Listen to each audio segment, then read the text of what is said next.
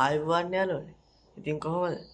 මං අද ඔයාලට කියලා දෙන්න යන්නේ කොහොමද මම මගේ PC එක මේ විදිහට ලස්සනට හදාගත්තේ කියලා.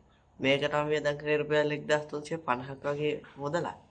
ඒ ගානට නම් මට මේක හොඳටම ඇති. එහෙනම් අපි වැඩි කතා නැතුව යම් වීඩියෝ එකට.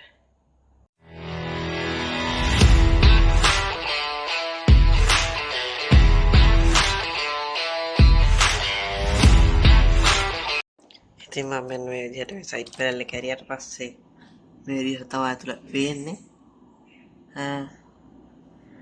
ඉතින් යාළුවනේ මේ මගේ කේසින් එක නෝමල් කේසින් එක. මේ කේසින් එකට එන්න මෙන්න මේ වගේ පුංචි ෆෑන් එකක් මෙතන බෑක් එකට. මේ ලොකු ෆෑන් එක ගහන්න තරම් මේක ඉඩක් නැහැ ඇත්තම කතාව. ඉතින් ඒ හින්දා මෙන්න මෙතනින් එක මේ කැණයක් දාලා මේක තද කරගෙන තියෙනවා. මදර්බෝඩ් එකේ සහ පවර් සප්ලයි එකේ ගෑවෙන්න මේක තියෙන්නේ. මේක තනියන එකකින් තමයි සෙට් වෙලා තියෙන්නේ. මොකද කිව්වොත් මේ පුංචි ෆෑන් එකක් ගහන්න තමයි මෙතන ඉඩ තියලා තියෙන්නේ. ඉතින් මම මේකේ වයර් එක මම කනෙක්ට් කරගෙන තියා වෙන්න මේ කනෙක්ටර් එකට. මේ කෙලිම පවර් සප්ලයි එකේ ඉඳන්ගෙන කනෙක්ටර් එක. මේකෙන් මේ විදිහට වයර් එක ඇවිල්ලා මෙතෙන්ට ගිහිල්ලා තමයි තියෙන්නේ. ඊට පස්සේ ඔයාලට පේන්න වෙන්න මෙතන තියෙන RGB light පටිය. මේක නම් එච්චර දෙයක් නෙවෙයි යාළුවනි හදාගන්න. මේක ඔයාලට පේන්න ඇති මෙතනින් මම සෙලෝ ටේප් වගේ අලාගෙන තියෙනවා. සෙලෝ ටේප් කොටස් ටික මේ යට තැන් වලිනුත් අලාගෙන තමයි තියෙන්නේ. ඔයාලට පේන්න ඇති මේ යට එහෙම.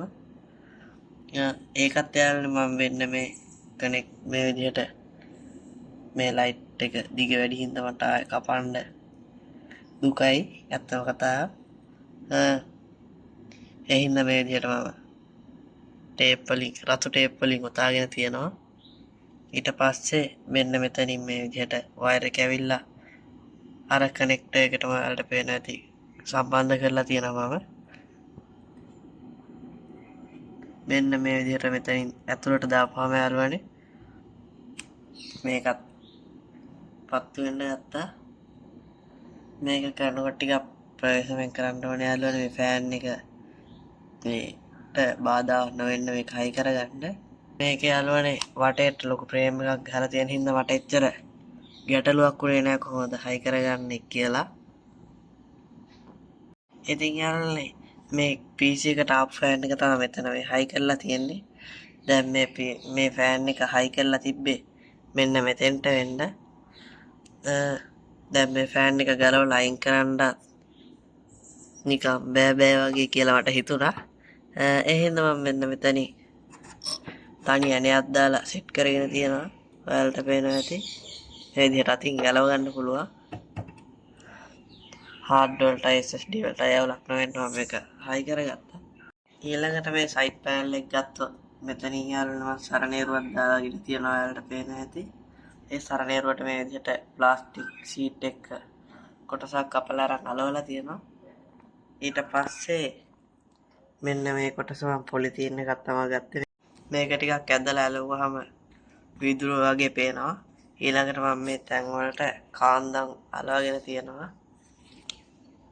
පල්ලෙහාට. එතකොට මේක වහපු ගම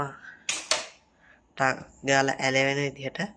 එතකොට මට ඕන වෙලාවක මේක මේ විදිහට ඇදලා ගලව ගන්නත් පුළුවන් වහන්නත් පුළුවන්. ඉතින් අද වීඩියෝ එක හොඳයි නම් ලයික් කරන්න, subscribe කරලා මාත් එක්ක එකතු වෙන්න. ඔයාලා හැමෝටම සුබ දවසක්.